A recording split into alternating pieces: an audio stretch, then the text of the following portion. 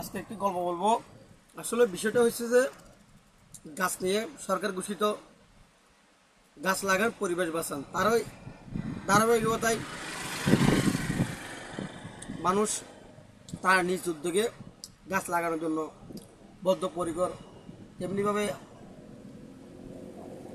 এক ব্যক্তি তার নিজ উদ্যোগে সে অনেকগুলো গাছ লাগাইছে। হঠাৎ তাকে গ্রেপ্তার করে প্রশাসন থেকে তাকে নিয়ে গেছে, কেন সে গাছ লাগাইছে। নিয়ে যাওয়ার পরে অনেক আন্দোলন সংগ্রাম, অনেক মারামারি পিটাপিটি রাষ্ট্রের মধ্যে, দেশের মধ্যে, সমাজের মধ্যে তাকে নিয়ে সে একটি ভালো উদ্যোগ নিয়েছে বিশ্ব পরিবেশ রক্ষায়, রাষ্ট্রীয় পরিবেশ রক্ষায়। গাছ লাগান পরিবেশ বাঁচান। গাছ আমাদের অক্সিজেন দেয়, গাছ আমাদের অনেক উপকারী। কিন্তু কিছুদিন যাওয়ার পরে সরকার জনগণের চাপে পড়ে, অনেক অনেক আন্দোলন সংগ্রামের পরে সরকার বাধ্য হয়ে তাকে জামিন দিতে বাধ্য হয়। জামিন দেওয়ার পরে সে যখন যে জেলখানা থেকে, কারাগার থেকে বাইর হয়েছে, তখন তাকে হাজারো সাংবাদিকরা বেরিয়ে ধরছে, আপনি তো একটা ভালো কাজ করছেন, গাছ লাগাইছেন, যেটা কিনা পরিবেশের জন্য খুবই বদ্ধপরিকর, কেন আপনাকে সরকার গ্রেপ্তার করছে, সে নিয়ে আপনার কি বলার আছে?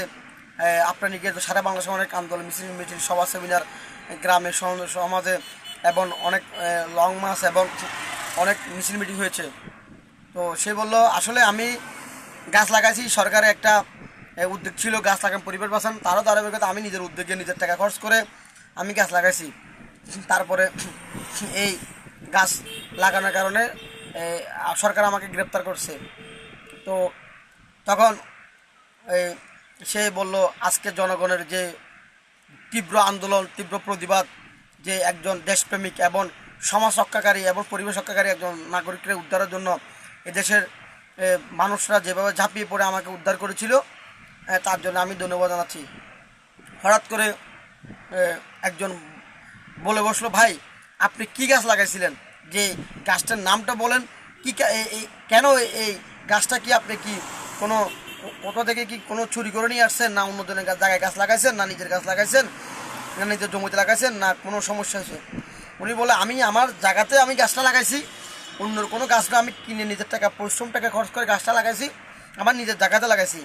গাছটা লাগানোর পরে কিছুদিন পরে কিছু কুচক্রি মহলের ইন্ধনে আমার মানে কিছু সমাজবাদী, সমাজ সংস্কারক, কিছু আলেম ওলামা, কিছু ধর্মভীরু, কিছু দক্ষিণপন্থী, কিছু মৌলবাদপন্থী, কিছু আলেম সমাজের কারণে আমাকে গ্রেপ্তারটা করা হয়েছে।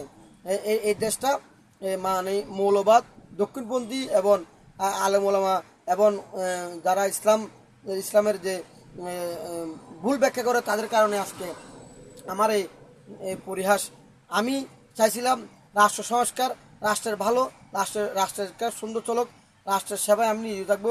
আমি নিজের উদ্যোগে নিজের টাকা খরচ করে রাষ্ট্রের জন্য এই কাজটি করছিলাম। কিন্তু কিছু এই গুটি কয়েক আলেম ওলামার দাবির প্রেক্ষিতে সরকার আমাকে অন্যভাবে গ্রেপ্তার করা হয়েছিল। তখন সাংবাদিক ভাইটি আবার প্রশ্ন করলো, ভাই ঠিক আছে বুঝলাম, গাছটা আপনি নিজের টাকাতে কিনছেন, আপনার জমিতে লাগাইছেন, এই গাছটা আপনি কোনো অন্যায় করেন নাই, পরিবেশ রক্ষা করার জন্য আপনি টাকা খরচ করে, অর্থ উপার্জন করে আপনি গাছটা লাগাইছেন, এটা আমাদের কোনো সমস্যা নাই। কিন্তু বলুন তো, আপনি গাছটার নামটা কি, কি গাছটা লাগাইছেন আপনি, গাছটার উপকারটা কি, অপকারটা কি?